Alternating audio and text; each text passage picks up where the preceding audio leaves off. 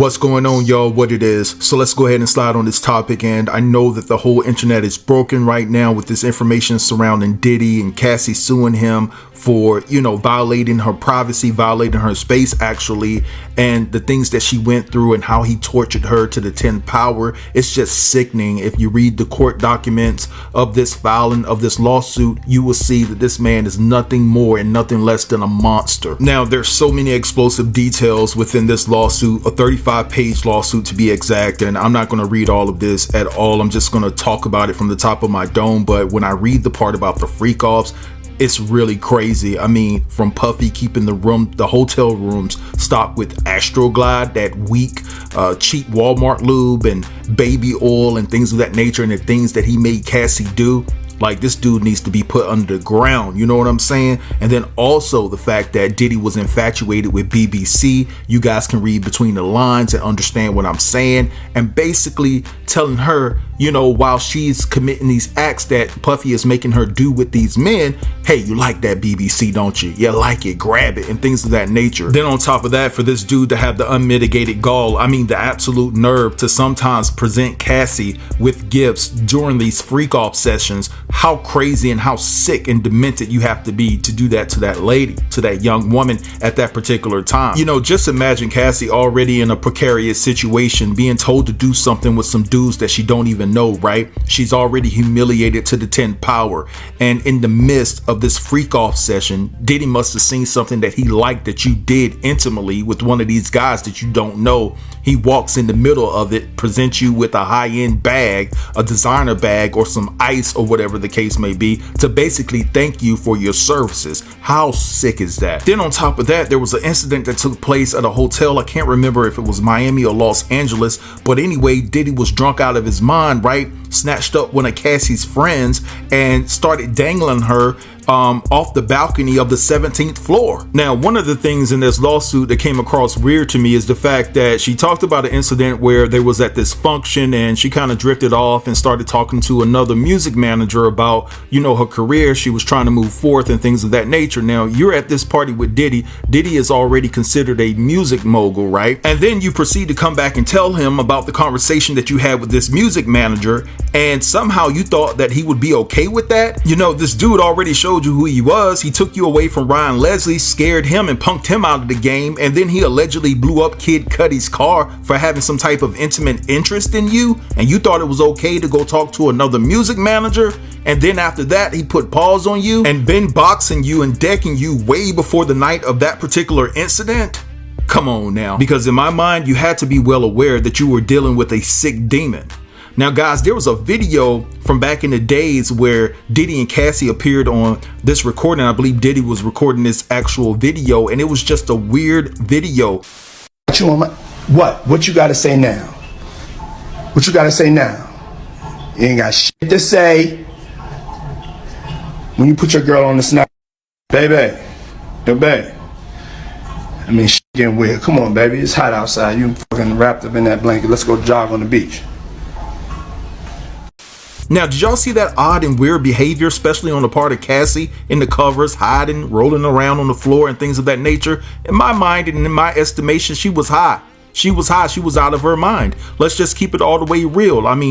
It just looks really crazy, because there's no way in the hell she's that happy to be with Diddy for her to be smiling and rolling around in the covers and knowing that she's being recorded and knowing that it will come off particularly strange. There's no way in the hell she's that happy to be with him. Now, before I get into this electrifying email, I want to play you guys something from a young melanated lawyer, and she's basically saying that this is the reason why Diddy won't go to jail behind this, based off the fact that this is just something in regards to her wanting to be compensated for all the things that she went through, all the things that Cassie went through with Diddy. Okay, so guys, take a look at this and then I'll be right back. So Diddy is not going to jail, not yet, at least not for these crimes that he is alleged to have committed against Cassie. I don't know if he's going to go to jail in the future for something unrelated, right? In this particular lawsuit, the lawsuit that Cassie has filed, this is a civil lawsuit. And in this instance, what that means is that there's no jail time attached, right? But there is money involved. So if she does win that lawsuit, she should expect to get some sum of money, right? I believe she's suing him now, requesting something to the tune of $30 million, right? Why is Cassie able to file the lawsuit now, right? Some people are asking, why did she wait wait so long? I don't know. I can't really speculate on that, right? But what we do know is that there is a new law, I believe it's called the New York Survivors Act, something of that nature, right? That allows adults to file claims on crimes that happen to them, even when the statute of limitations already passed, right? So for example, in a case like this, I don't know what the statute of limitations is in this particular state where Cassie filed that lawsuit. And we don't know when exactly some of the things she's alleging to have happened in this relationship happened. But if a lot of this stuff happened in the beginning, 2005, 2006, even up through 2009, 2010, right? Certainly the statute of limitations for those offenses has expired. And if they had not expired, Cassie probably would have gone to the criminal court prosecutors and tried to prosecute Diddy for some of these things, but she didn't do that, right?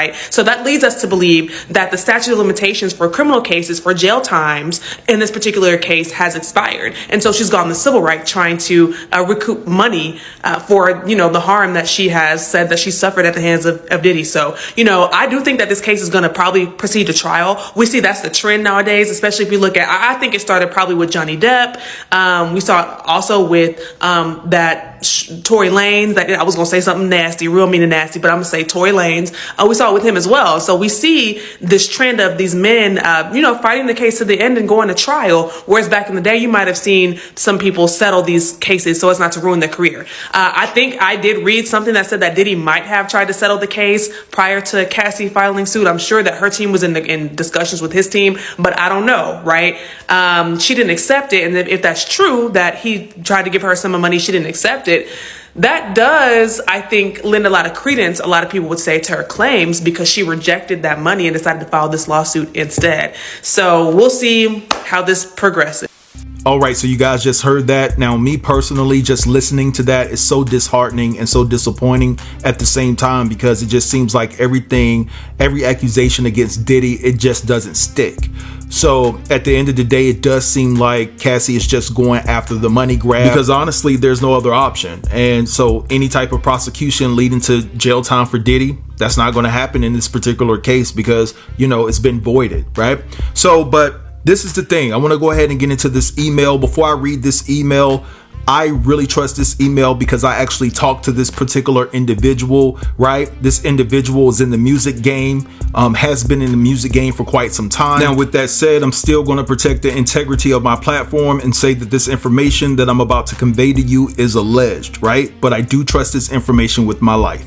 So, without further ado, let's go ahead and get into this email. And it says here, "What's good, King? Check your DMs. I sent you information about the Cassie S. Diddy does not have a chance in hell. It is over for him. According to close friends and family of Kim Porter, they have all been contacted by the FBI, and 3 family members and 6 friends have been interviewed already and have been told to stay quiet, and Cassie is all behind it. According to Kim's ex, Cassie told lawyers upon filing her own lawsuit against Diddy that she had information about the death of Kim Porter, and she has proof of the reason why Kim was deleted. Cassie was said to be firm on the position that she didn't want this information about Kim to be inserted within her lawsuit, so any mentions about Kim would be disallowed. Cassie told her lawyers and federal officials that although her and Kim went through immense torture and humiliation, deprivation from friends, family, and colleagues, Kim deserves justice within the circumference of her own spiritual well-being, so her beautiful soul can finally rest." Wow, that was just extremely powerful. When I first read this, guys, I felt that.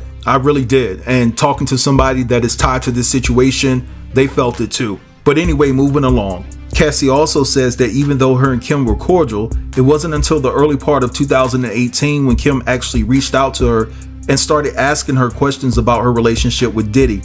Cassie was hesitant at first because she didn't know who to trust. Even though she knew that Kim was a victim of DV at the hands of Diddy, Cassie was just so psychologically and physically epped up from all of the terror. But what changed things is when Kim said she had the footage from the hotel that Diddy paid to get after he was caught on video putting paws on Cassie and destroying certain parts of the hotel. Diddy paid $50K under the table to recover that footage from that hotel, and somehow Kim got her hands on it. According to Cassie, Kim had certain footage of Cassie's encounters with Diddy, and in one session it was 4 men involved, including Diddy, and on multiple occasions, Cassie was made to bark like a dog and snort like a pig. Cassie has information on Diddy that runs so deep because the information was passed on from Kim to Cassie. This is why Cassie warned Diddy about exposing him in a tell-all book, because of the information she had.